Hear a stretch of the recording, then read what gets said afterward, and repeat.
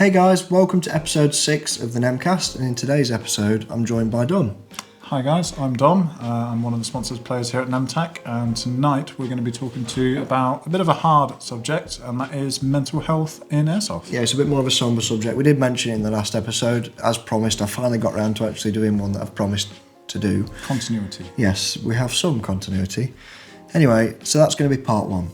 Part 2 is going to be a brief sort of overview of the Classic Army minigun? Yes, the Classic Army M133 Vulcan minigun, or it's just a minigun.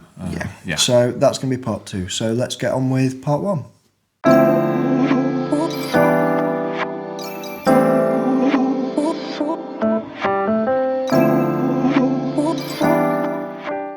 Hey guys, welcome back to part 1, and in this part we're going to be discussing mental health in Airsoft, how it can sort of help and how it can sort of help yourself in a way. Yeah. So we're going to start by sort of our own experiences. So we'll start with you, shall we? What are your experiences? How's Airsoft helped you sort of get through some rough patches, etc.? It's helped. Airsoft is, it is what you make it at the end of the day. It's a game, but you're going out there, you're being with your friends, and you're doing something social that's constructive. You're not sat in a pub all night drinking away. You might be the night before, but for the normie people out there who aren't drinking all night, which is probably very few, it's a day out with your friends. It's outside. You're touching grass, as it were, and you're getting the fresh air, but you're also getting that release that you don't get from day to day. Yeah, that's what I take out of Airsoft, is that escapism. You leave your day job behind, and all you're focusing on is just what's going on for this game. And that's your little escape. That's that refresh. Yeah, it's being able to sort of switch off, isn't it? Yes. That's the thing. Because when you're in Airsoft, you can either not concentrate on Airsoft and get shot to shit, or you concentrate on the game at hand and everything else can just sort of fizzle away while you're playing, which is quite nice. It's a nice bit of escapism. And also you get to get out and it's a bit more sociable. It's not like just going to the pub where you don't want to go talk to random people. You can approach most people at most sites and have a good conversation with them. That's how I've made most of my mates in this sort of my circle that I've got now. So Airsoft as an overall is really quite beneficial for people who are struggling a little bit. And also, if you are struggling a little bit with your mental health, you can approach people on site and just chat shit. No one's ever going to tell you just to go away. At least on the sites we've attended, they've always been quite approachable. No, not. They might politely just walk off or whatever. But you can tell these people that you can have a conversation with, and you're not just unloading your problems on them, but you just having a positive interaction with them, and you take that away, and that's good. That's just another plus thing for the day. What doesn't help is when you're having that bad mindset and that bad day. That can ruin it for you, but that's just about how you approach it for the day. You can have an absolutely shocking day, but if you've gone, well, do you know what, I've gone outside, I've shot some people, I've had some fun, I've taken away what I want from it, it's a great day either way, regardless if your mates had a terrible day or the other teams, if you're all not calling your hits, which you probably were, because they're probably falling 10 feet short, but, that's just Airsoft as a whole. I mean, it's obviously your experience is going to vary, and the mileage is going to vary from site to site. This is why we try and do new sites quite regular as a group. So we'll say once a month, we'll plan a group trip to a new site, or as often as we can, collectively sort of afford to go. So the next trip we're going to plan on going to is, again, we're going to revisit Skirmish Airsoft in Mansfield. It's a cracking site. It's sort of quite local for everyone, central enough. And we can all plan to go there. And one thing we do as a group is, if you can't tell, we're in a workshop. It's my workshop where I do all the recording and stuff like that for the channel. And I've got most of the business based down here. And it's big enough where we can host like a workshop evening with the lads the night before who have to travel a bit further, and we can just set up camp beds. There's a microbrewery over the road, and we just have a few beers, watch a bit of YouTube, sometimes fix rifles. It varies depending on who's here and what we're doing. And if you can, say if your mate's got a garage or something like that, try and organise something like that for yourself where you can have a few mates crash over. Obviously don't make it a massive to-do and get absolutely wasted every time. You don't want to get mortal. Walk up to site and you're just not just in hanging a out fit your state arse. to play. But no. Spend the evening the day before together and just have a bit of a dick about, play games, whatever you want to do. And just blow off some steam. And then the following day go play. It really does help. It's helped us massively as a group. But it's blown it off in a constructive way. You're not going on a weekend bender. I'm sure people. Well, I'm 32. You're not too far behind. We've gone on weekend benders, and yet come Monday, you feel absolutely terrible. Yeah, you feel fucking. And you kind of go, why have I chucked that money away? That hasn't helped why I was stressed in the first place. But this is constructive. You're building relationships with your friends. It might be your best mates, and that's great. And you might have your fallout, but your friends the next day.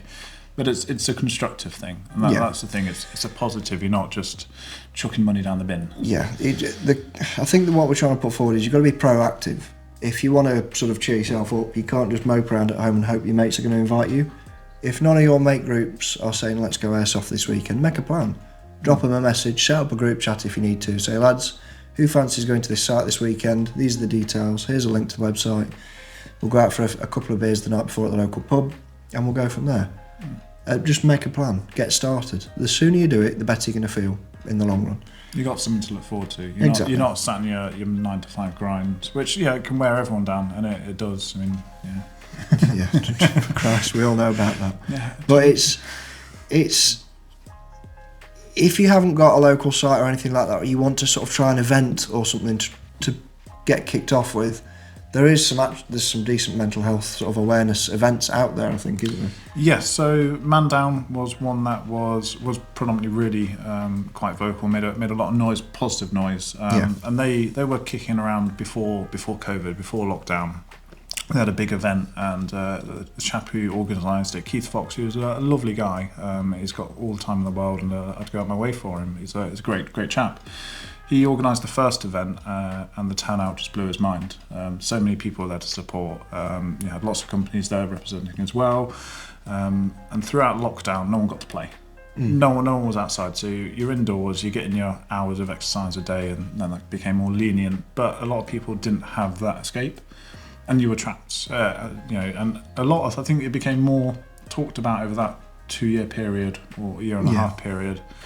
And was more normalised, going, I'm struggling.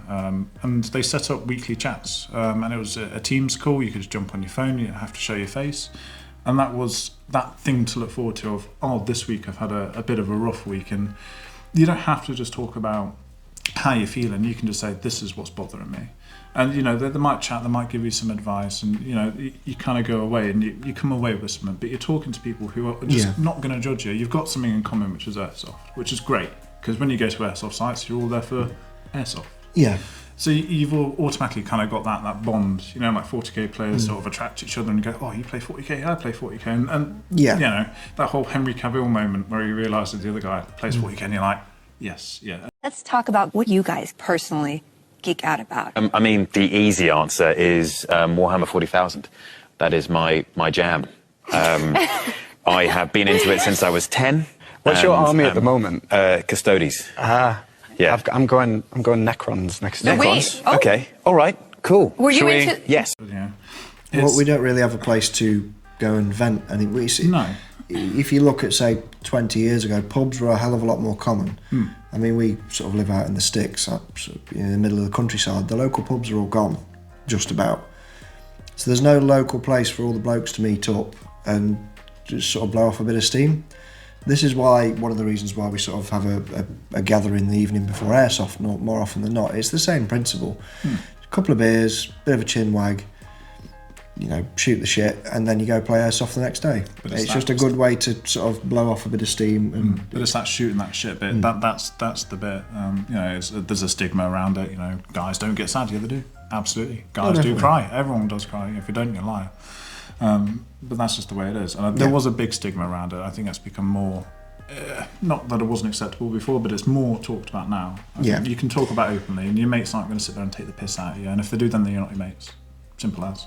Yeah, you need to be able to talk to your mates about it. If not, they're not very good friends. No. So it's, like we said, make effort. If none of your mates are making the effort, but you can see there's a group decline in how happy people are, it's up to you. Just get started. Just set up a group chat. Get started. There's a lot of crossover between airsoft and 40k or wargaming, that sort of stuff, or even PC gaming, whatever. There's something else there. Just say, let's meet up and play a game of cards or whatever. It doesn't matter. Play a game of 40k. Play a game of Halo with your mates, old school, split screen. Have a LAN party. Yeah. Yes. LAN party.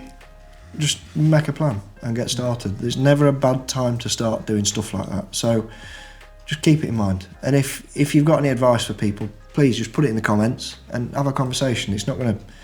No one's going to judge you as far as this is what's helped you. You know, it's just help where you can. Yeah.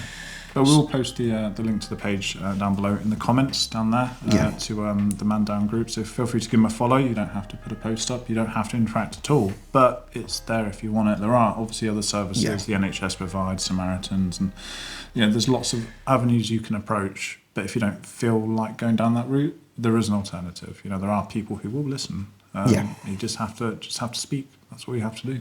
Yeah, just have a look online and make a start. So I think that pretty much rounds up part one. It's a shorter part one because we can harp on about it for an hour, but it's pretty short and sweet. So let's move over to part two. So I'll see you in a minute. Cheers, chaps.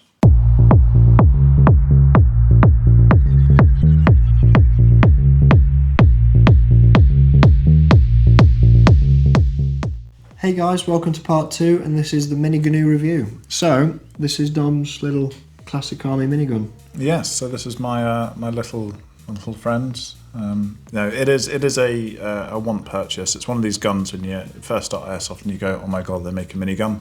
I want one. I can't afford one. At the time, not got much money, and now I have one. So I'm very happy about it. And now you don't have much money again. Yay! Life goes on. I just keep making the cycle. But yes, this is the Classic Army M133 Vulcan. It's its full name, but it's just a minigun. Smaller minigun. But it is an AG powered one as opposed to HPA or gas ones of old. So you have a bit of an advantage there. Obviously there are other handheld ones now, but they're not really miniguns, but they kind of are. But this is the next best thing. So I'm going to talk you through it, and as Courtney likes it, from tip to butt, we're going to talk you through. So at the front we've got 4 barrels, and we also have our magazine tube. So this is where the BBs go. And it is a simple spring-loaded follower as it violently jumps out there. The capacity of this is around 2200 BBs, give or take. You can fit down it, though, if you so desired, a Mars bar.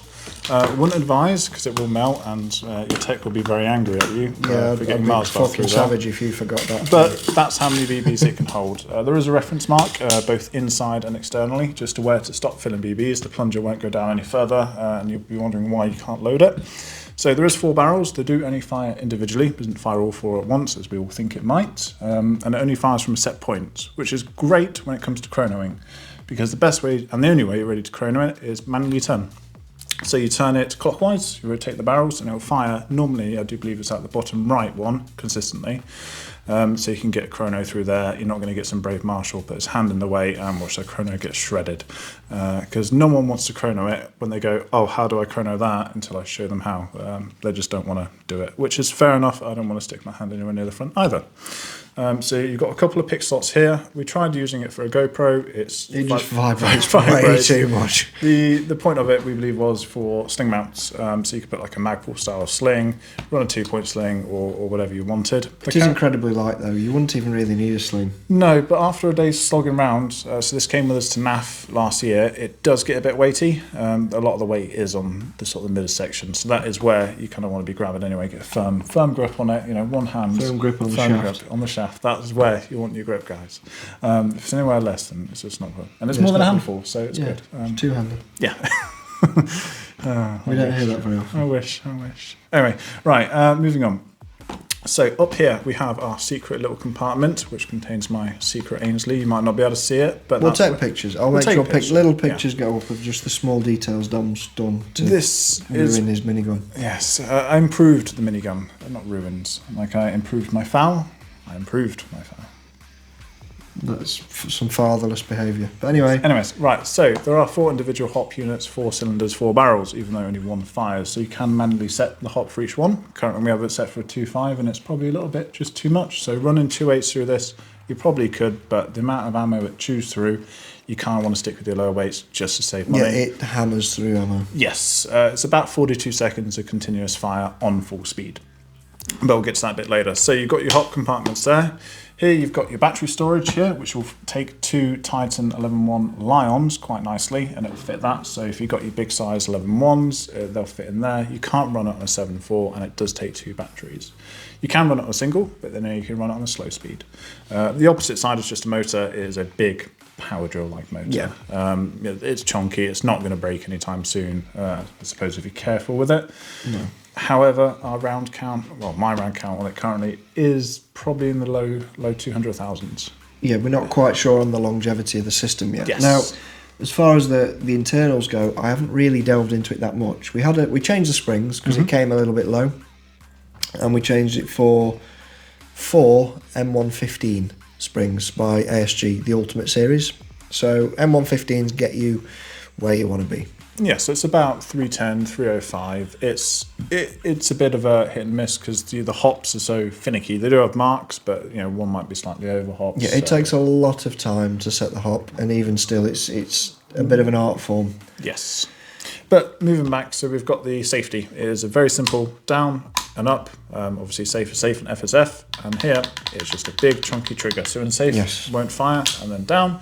All it does is hit a micro switch. Yeah, so it's nice and easy to maintain. If your Nice micro and switch simple. burns out, it's not going to Yeah. be rocket science to change out. Now, if I'm not mistaken, you can buy. So on the back of this sort of handle, there's a couple of screws holding it on. You can take that off, and if I'm not mistaken, you can get the. Yes, there's a Paddle. 3D printed one that's out. I think there's one recently being released at SHOT Show, or they had a setup very similar to what this was.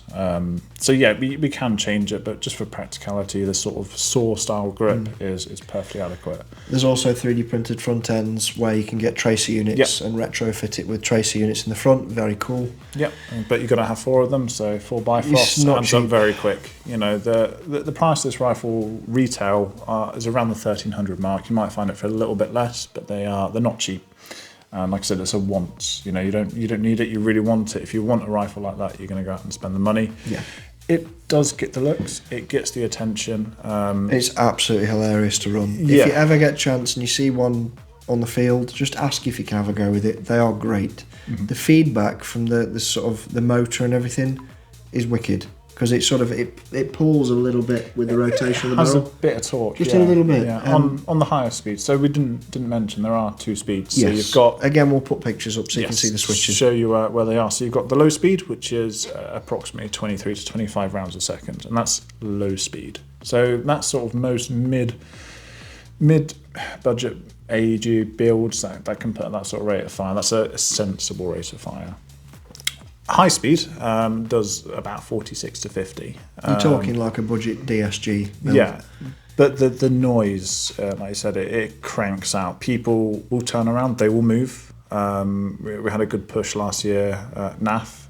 Yeah, I'll try and put an edit from the short, or even just include the short from NAF. Yes, that's on my TikTok. Yeah, we'll stick it up now. Come straight over to me. You can see at least 3 of them. Yeah, but there's people in the way, and I will 100% kill them. No, because it hurts. Tell them to get down. Joke!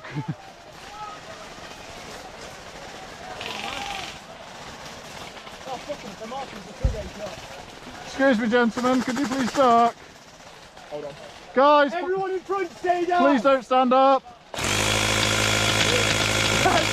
can't get one on me. Go, Elliot, go! I'm not going to shoot you in the head, I promise. Bye, Elliot. Hopefully you can see what the rate of fire is like. It's quite impressive. It gets people's heads down. Yes. It's fun, and it doesn't sound bad at all. You expect it to sound like a screechy AEG, it's just not. No, it's just a lot of gears and cog turning and just motor going for it. But saying that, I mean, throughout the day, I took out, I think about 20,000 BBs with me for Sunday NAF, and I came back with a third of the bag. There wasn't much left, but it's one of those you kind of just hold it out. You enjoy watching the streams of white hit people. Yes. Yes. And we cut back to a serious part. So, at the end of the day, would you recommend someone spends the thick end of £1,000 to £1,200 ish on one of these, if they really wanted something big and fancy like this, or would you say get the gas one, or if you're bored of airsoft, and this what if you're bored of the rifles you have and the builds you have and they're very much the same, do it. If you've got the capital to do it and you're not gonna miss it and it's not gonna put you into debt, get it. It's one of these things you'll keep. If you want to resell it, it'll hold its value pretty well. They don't crop up very often, mostly because most people don't have one. But yeah, get one. You will enjoy it.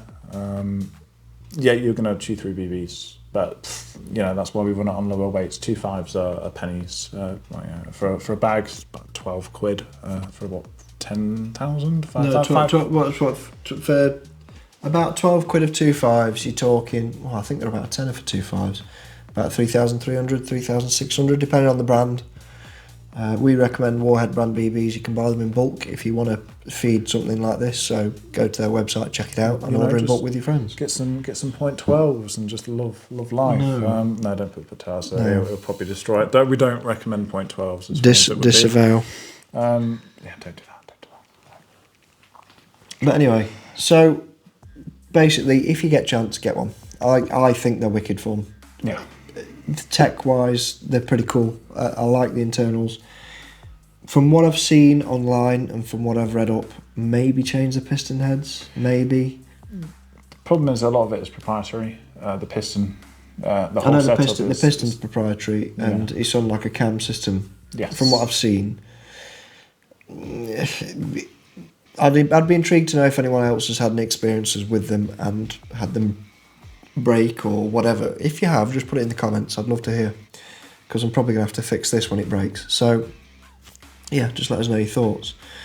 So yeah, I think that pretty much rounds up part 2. So we'll be back very briefly for part 3. Cheers, chaps.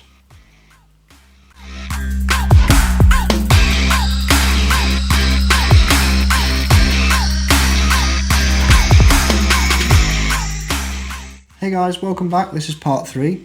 So in this part, we essentially just discuss what you're going to see in the next episode. Now, I'm not going to lie, I can't really think of anything off the top of my head of what I'd like to cover next. So it probably will either be off the cuff, or if you're a regular viewer of the podcast, if you are, I'm not expecting us to have that many regular viewers, and you'd like to see us cover a particular topic, just put it in the comments and I'll consider it and we'll see if we can do it on the next episode. So on that note... Is there any things you won't consider? Yes. Anyway, on that note, we'll see you in the next one, chaps. Cheers. Don't forget to like, comment, and yes, subscribe. like, comment, subscribe. I'll be in trouble. Do it. So, right. Do it. Cheers, boys. Tatty, bye.